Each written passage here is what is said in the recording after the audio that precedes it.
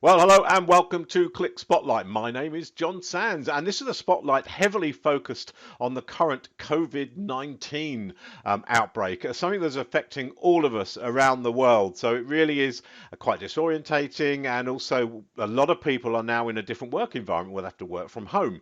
And I'm interviewing Jordan Morrow. Welcome, Jordan, and thank you for spending some time with me. Oh, happy to. Thanks for having me. And you've not only had to deal with COVID 19, but something else has been happening around your part of the world as well, isn't it? Yeah, we woke up to, no pun intended, a kind of a rude awakening yesterday. I Mm, had been up for a little while, and I go for a drive most mornings to listen to books, to study some books, and I had gotten home, was about to head downstairs to this office space, which also has my gym in it. And I was talking to my wife in our master bedroom, sitting in a chair, and all of a sudden, the house started shaking, and it started shaking really? really, yeah, quite a bit actually, to the point where you could feel it, you could see it. Yeah. I rushed to get my three younger children who live upstairs with us, and then my wife rushed to get the older two who were down in the basement. Mm. We got into secure locations, and sure enough, we had what I've started calling the Corona quake.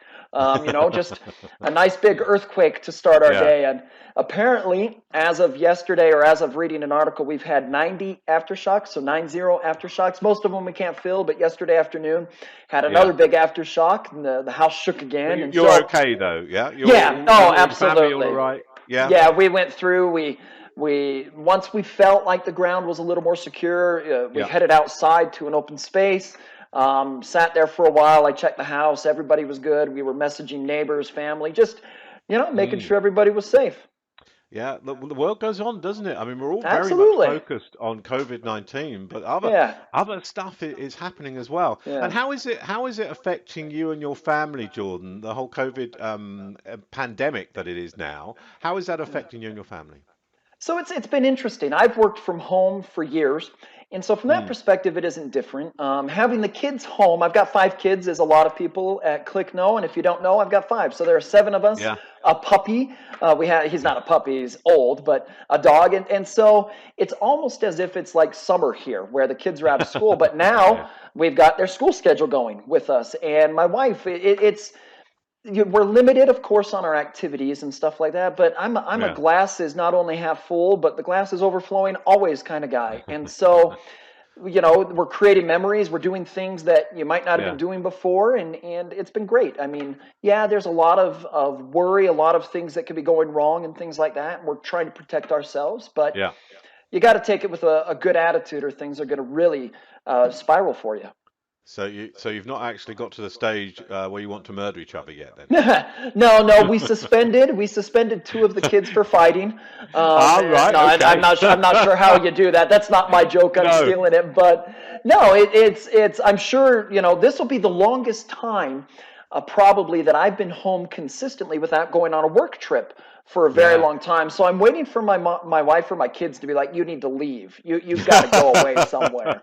Yes, So go away to a cabin in yeah, the mountains leave. I don't care where you somewhere. go. Just Yeah. go. And very importantly at the moment, more than anything, how is your stock of pasta and loo rolls? Oh, you know what? To me, the number one thing is Oreo cookies. We need Oreo Oh. cookies. They last forever. No, I'm just kidding. No, it's we my wife and I last week said we should probably buy a couple weeks worth of groceries. This is before Yeah. all the lockdowns and stuff, and luckily it was right, because then everybody started hoarding. We're starting to Mm. see now, though, that our grocery stores and stuff are calming down. You can get supplies and stuff, and I think that's what calmer heads prevail over time, and I think that's I what think so, yeah. we I mean, need to I do. see the fact that, like you said, the initial thing is like it's funny because it happens at Christmas as well, doesn't it? Oh yeah, Even though the shops are only closed for like 2 days over Christmas, people still hoard stuff, and yep, immediately as something like this happens, then they go out and they start filling their shelves with stuff, yeah, which is, but you have to kind of take that back, because there are older yeah. people and other people that are not as fortunate, cannot afford to buy that much stuff, and can only do it on a weekly basis. And I know around here they've started opening some of the Yeah, supermarkets at an hour in the morning just for the elderly people to go in and do their shopping, they did which the is great. same. Yeah, they did the Mm, exact same here. The only problem was the first day of that happening was yesterday, between mm. the hour of 7 and 8 a.m. And that's when the seniors could go to the local grocery store here, and that's when the earthquake hit. So I can only Ah, imagine, you know, I'm hoping that nothing, of course, happened there, and we didn't get any word that anything bad happened. But I think that's one of the good things that's happening from this is you're seeing people say that was a big trend around here is people saying we need yeah, to open up stores earlier for the seniors who, young families can get their time. There's multiple people to take yeah. things from the shelves, but seniors don't have that ability. So I think one of the things that we're seeing from this is humanity is realizing we may have a lot of excess and all these other things that we don't need. Let's bless other people's lives and see them Yeah. to be better. Yeah. And if something good was to come out of this, which I think there will be some good to come Hmm. out of it, is that whole community spirit and Yeah. getting together, and there's some stuff going on around Click as well with Yep. with the schemes that we set up, like take pictures of your working from home Yeah. lunch is one of them I've seen going on there, and it's no, it's really good indeed. And as far as Click and its business is concerned, and what would you say to people around Click then? What would you give your experience to? Yeah, so my thoughts turned a lot to this. Being someone who's worked Mm, from home for a long time, I've seen the benefits of technology and what we can do yeah. to further missions and stuff. In fact, a lot of what we've designed around data literacy can be done remotely. And so, Mm, what I would tell, and I've been talking to my wife about this, and you can talk about it with others. I think some of the things that will come of this is transitions and evolution in business. And I think yeah. that's what I would tell clickies right now is find opportunities, embrace boredom, right? Because boredom is going to come. We're not able to do the exact same things. We're not able to Yeah. interact with customers. And I am such a fan. I love change, but I understand a lot of people don't like change. They No, like no, no, you're right. routine and this and that. Embrace it here. Embrace the change. Embrace what's happening. Find new ways to do business. Find new Mm, ways to connect. I loved the message that Rick Jackson talked about in the email. I think it was just yesterday, talking about creating a community of customers who can share best practices. yeah. Create a community of people that can share these ideas. We need to be doing that as clickies. If you have something that works from you from a work from home perspective, share it with people because customers, my job from a data literacy perspective is Mm. still rolling. I had a presentation not long before this call with you with BMW, right? I've Oh, been right. chatting with American Express. Yesterday I had a call with Arizona Public Services who are buying our data literacy consulting. It's moving, but it's the Mm. opportunity that we have to embrace technology, embrace new ways of doing things. Maybe this is that jolt, no pun intended, from the earthquake, but maybe this is that jolt that we need to see that we need to do things differently. There are ways to support our customers differently. There are ways to Mm. support non-customers differently, of getting our messages out there. LinkedIn is a great platform, all of these Yeah. things. And look at this as an opportunity with the cup not just half full, but overflowing, where we could do things differently. And if we do that, Mm. we will still see great success coming through this. But if we hunker down, we worry too much, we're negative about everything, well, yeah, it's going to be a Mm. drag. But I think there's so much But we can do as a company. yeah, but it is very easy. We can't Oh we yeah. can't sort of hide from the fact that it's very Yes. easy to get soaked up in that sponge that is Yeah. COVID-19 because there is so much information Right. out there. So you were talking about how the technology can help and how we can connect, but it's also the other side of it, maybe the darker side of it, where there is all this information and maybe quite sensationalist as well. I'm not saying all of it is, but some of it Yeah. is, and it's very easy, isn't it, to get absorbed into that and Yeah. find it hard, especially if you're in an environment like you're working from home and that's not your environment that you're in all day. Yep. You're normally surrounded by people, and in that business, in an organizational way, it's also easy to get stuck in there and to get Yeah. isolated as well. Yeah. And to think about it, I did a post on LinkedIn about this just the other day. I don't know in all of my time doing data literacy if there has been a more important time to empower ourselves with data literacy skills. You said it really well there. Mm, Think about all the data and information that is out there.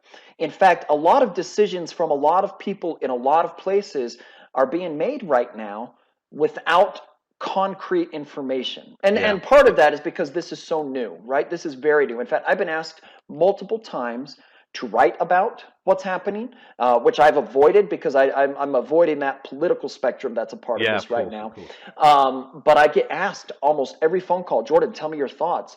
And what I'm telling and sharing with people is empower yourself with data literacy skills. Mm, Be able to understand all the information. You're right, there is sensationalism out there, there's hysteria out yep. there.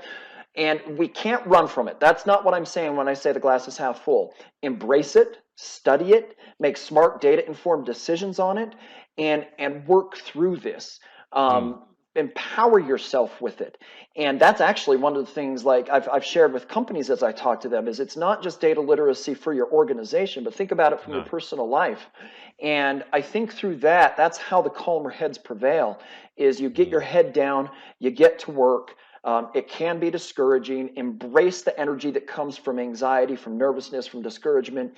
Harness it for good. And that's tough. I totally get it. In fact, if you think about evolution, our brains are hardwired for fight or flight. You know, Yeah. historically, if a predator was coming, we ran. The predator now is COVID-19. But hopefully we've evolved enough to say we don't need to run, but we need to study, and we Yeah. need to learn. And if we do that, the decision making power that we have through all of this is enormous, and the good that can come from this is enormous. And that's why I would say to everyone at Click, study data literacy. And I'm not just saying that because that's what I do. Yeah. Empower yourself with that knowledge, because that's how you can understand all the information that's out there better. So if someone is working from home and it isn't Hmm. their normal environment, then it can be a very alien environment of actually working while you're in your home space. Yep. What tips would you give people that where this form Yeah. of working is very very different for them? Yeah, I would say there's two or three, maybe just a Mm. handful of things to put in place so your life is easier. I've done this for a long time, and I've done it with 5 kids for a long time. And the reality is, make sure you set a routine in place. It becomes Yeah. very easy to, let's say you're normally going to an office, you normally leave at 7:30, you get there at 8, you normally leave 5:36, you go home, you take lunch at a certain time.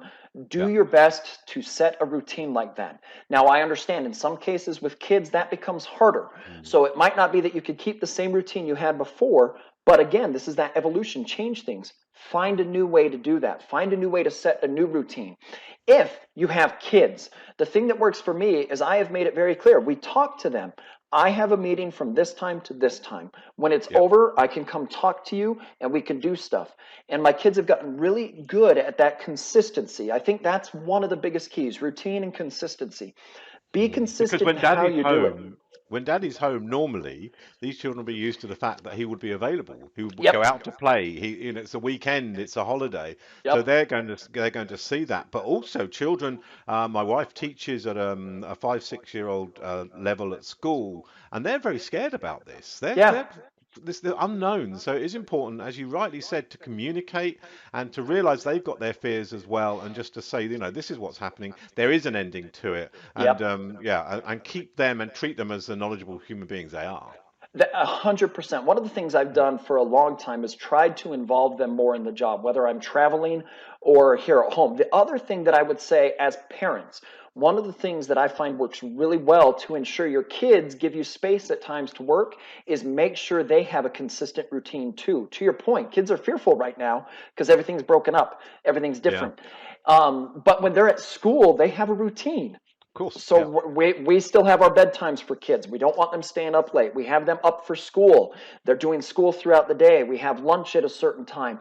That way, we operate as a family unit that still has routine, that still has consistency, that knows I'm doing this at this time, my wife is doing this, and the kids are doing yeah, this. But there has to be flexibility. If we put yeah. Of that in course. place and Yeah. it's too rigid, then it's going to break. And so after this call, I'm going to go say hi to my kids. I'm going to go see if my wife needs anything. I don't have any more meetings for a few hours. I'm going to go Yeah. see if everything's good and open my door so that even if I'm working, they can come in and see me. They know that I'm working, but if they have a question, if they need help with their schoolwork, we can make that happen. And this fluidity with routine and stuff allows us to succeed in what is a very different, absolutely different time. So you're against a train of thought of locking them in a small room with some Oreos then? No, they can lock me in a small room with Oreos and I'll be totally Yeah, content. you'd be okay.